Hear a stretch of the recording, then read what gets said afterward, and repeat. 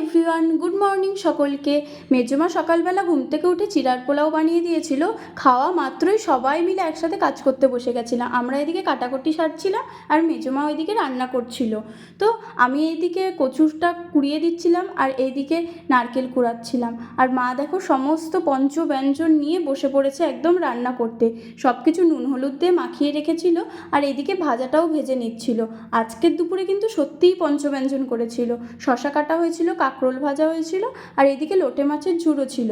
মাছের মাথা দিয়ে মুড়িঘণ্ট ছিল, দেখতে যেমন লোভনীয় হয়েছে খেতেও কিন্তু দারুণ হয়েছিল।